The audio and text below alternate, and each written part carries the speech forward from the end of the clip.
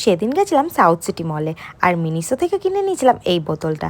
আর এই যে ড্যাবা আর ডেবি হাত ধরে ধরে যাচ্ছে, আর আমি এখানে একা, কিছু করার নেই, আমার পুকি বোতলের সাথেই আমাকে যেতে হচ্ছে। আর আমাদের একটা খুব পার্সোনাল বিষয় নিয়ে আলোচনা হচ্ছিল, আর দীপায়ন এখানে কিছু একটা ইশারা করে দেখাচ্ছিল। যাই হোক, বাপকো মত শিখায়া, তোর বয়ফ্রেন্ড আমার টাকে চাটি মেরেছে, তুই চাটি বলতে। তারপর কিছুক্ষণ ঘোরাঘুরি করার পর আমাদের খুব খিদে পেয়ে গেছিলো, তাই আমরা ডিসাইড করেছিলাম যে আমরা কোথাও একটা খেতে যাবো।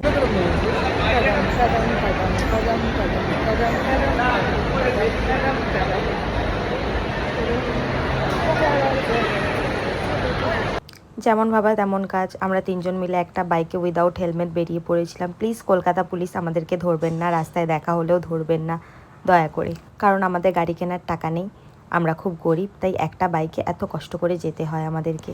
ওকে, এবার আসি খাওয়াতে। ফার্স্টে আধ খাওয়া আলুর পরোটা, মানে খাওয়ার পর আমাদের মনে পড়েছে যে আমরা ভিডিও করব।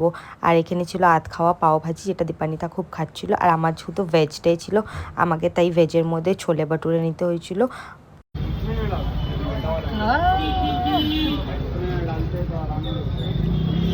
मेरा खाना अभी तक नहीं आया, दैट्स वाई मैं इधर बैठा हूँ। मुझे भी भूख लगा है गाइस, मेरी भी कोई फिक्र कर लो, नो वन केयर। তারপর আমার অর্ডার করা খাবারটাও চলে এসেছিলো, আর আমিও ঠুসতে শুরু করে দিয়েছিলাম। এটাই তো মেন কাজ আমার।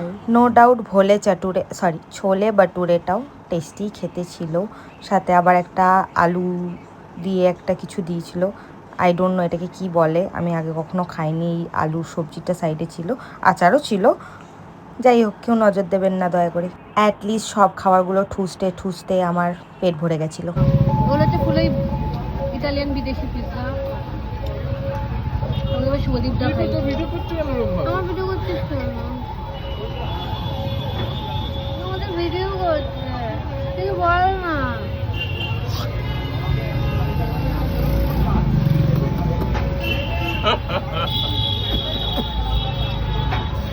এরা ভুলভাল আওয়াজ বার করছে মুখ থেকে, আমার খুব ভালো লাগছে না। দেবী কি শেখালাম? কি শেখালো বেবি? বেবি কি শিখিয়েছে তোমাকে? A B C D. Baby কি শিখিয়েছো তুমি? বেবি কি শিখিয়েছো? মুখে কি বড় লাগছে। গরম গরম চা, এটা তো এনি টাইম যখনই দেবে আমাদের তখন অর্ডার করেছি।